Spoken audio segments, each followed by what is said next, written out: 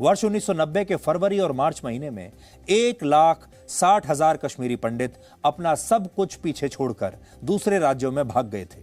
इसके अलावा एक रिपोर्ट यह भी कहती है कि कुल 4 लाख कश्मीरी पंडितों ने उस समय कश्मीर से पलायन किया था।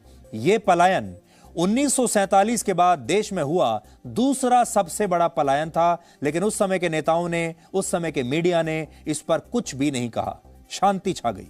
उस समय आतंकवादी कश्मीरी पंडितों को कैसे धमकी देते थे, आज एक सबूत मैं उसका अपने हाथ में लेकर आया हूं। तब इस तरह से ऐसे नोट्स बनाकर कागज पर जान से मारने की धमकियां लिखी जाती थीं और कश्मीरी पंडितों को कहा जाता था कि वो और उनका परिवार बचेगा नहीं।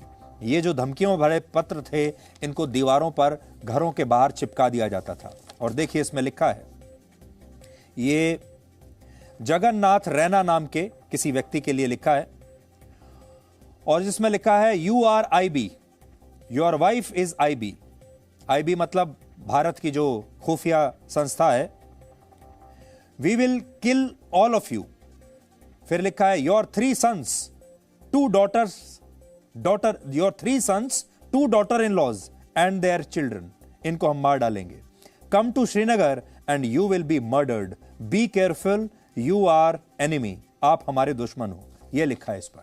इस तरह की जो चिट्ठियां हैं, धमकी भरी चिट्ठियां, ये कश्मीरी हिंदुओं को भेजी जाती थी। और ये उसी जमाने की एक चिट्ठी आज मैंने आपके लिए निकाली है, हाथ से लिखी हुई चिट्ठी है। इस विस्थापन के कुछ महीनों बाद कांग्रेस और दूसरी पार्टियों ने यह माहौल बनाया कि कश्मीर में अब सब ठीक हो चुका है, सामान्य है, जबकि यह सच नहीं था। 1990 को, जून 1990 में कश्मीर में एक ऐसी घटना हुई जिसने सबको हिलाकर रख दिया। उस समय गिरिजा टिक्कू नाम की एक महिला कश्मीर की एक यूनिवर्सिटी में लाइब्रेरियन के पद पर काम करती थी। ध्यान से सुनिएगा ये कहानी। लेकिन पलायन की वजह से उन्हें कश्मीर छोड़ना पड़ा था। लेकिन एक दिन उनके एक सहयोगी ने उन्हें फोन करके कहा कि उनकी सैलरी आ गई है और अब यहां पर माहौल भी शांत हो गया है, इसलिए अब वो वापस आकर अपनी तनख्वाह ले सकती हैं।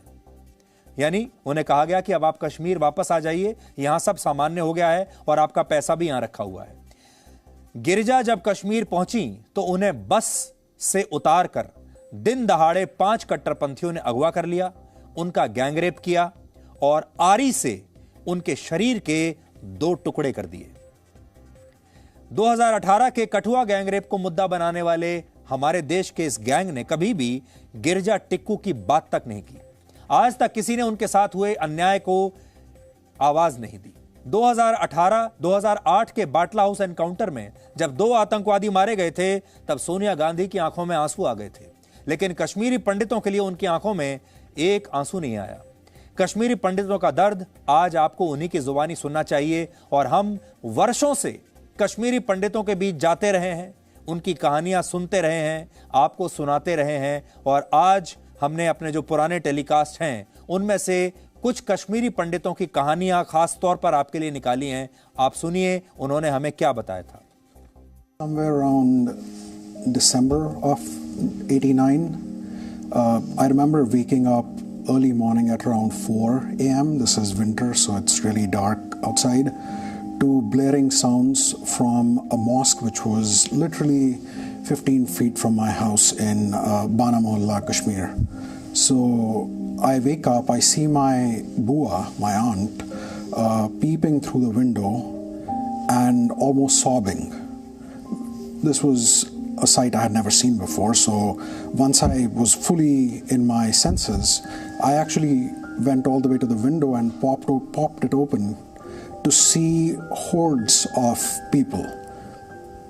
I could see to the end of the street on both the sides, and it was filled with people, mostly men, but also children and women, all shouting slogans of "Yahan kya chalega, Nizam-e-Mustafa, Yet kya bane Pakistan, Batavrost Batnavsan." So in Kashmiri it means, or once you translate it from Kashmiri to Hindi or English, it would mean what will be formed here, i.e. Pakistan, without the Hindu men here, but with their women. That somewhat younger local Muslim population, I think they suspended reality. They started believing the propaganda and they believed they could become Pakistan tomorrow. And of course, you must have heard stories that they started circling Pakistani currency locally. There was a point of time when they made local declarations that we have to start following Pakistan time, not Indian time anymore, and we should start following Pakistan Standard Time. Even on that 19 January, तब भी हमने शायद या मेरे parents ने नहीं सोचा कि दिस इज़ फॉर एवर, क्योंकि उससे पहले दिसंबर में मेरे फादर को थ्रेटनिंग कॉल्स और लेटर्स आई थी।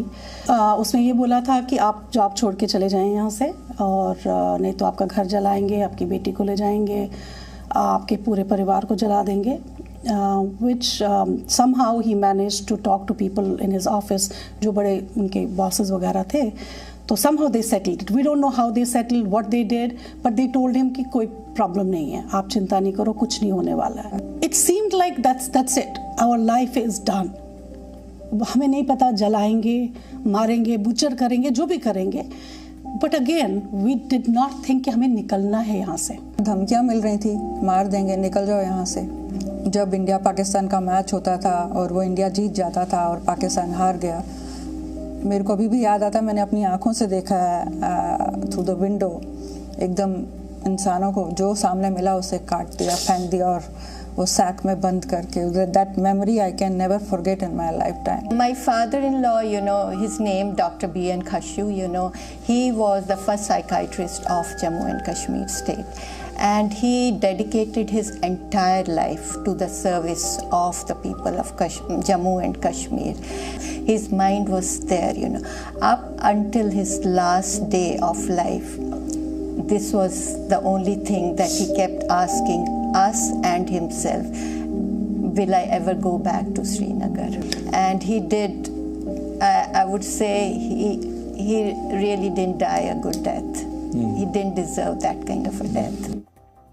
वहाँ पोस्टर लगे रहते थे कि उसमें लिखा जाता था, कश्मीरी पंडितों यहाँ से भाग जाओ, आपकी जो औरतें हैं, बहनें हैं, माताएं हैं, उनको यहाँ छोड़ो, मर्द लोग यहाँ से चले जाओ।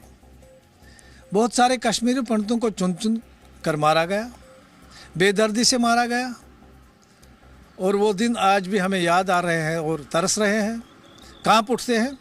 89-90 वो उनका दौर था, यहाँ क्या चलेगा निज़ाम मुस्तफ़ा सर, उसके बाद कितने कश्मीरी पंडित मारे गए। क्यों नहीं आज तक अपवाद के रूप में एक केस दर्ज हुआ, एक FIR दर्ज हुई, कोई चार्जशीट फाइल हुई, क्यों नहीं हुई सर? जो ओपनली आपकी मीडिया में बोलते हैं कि मैंने 20 को मारा, दूसरा बोलता है मैंने 30 को मारा, क्या उनको बिरयानी खिलाओगे आप? कश्मीरी पंडित को क्यों भगाया गया?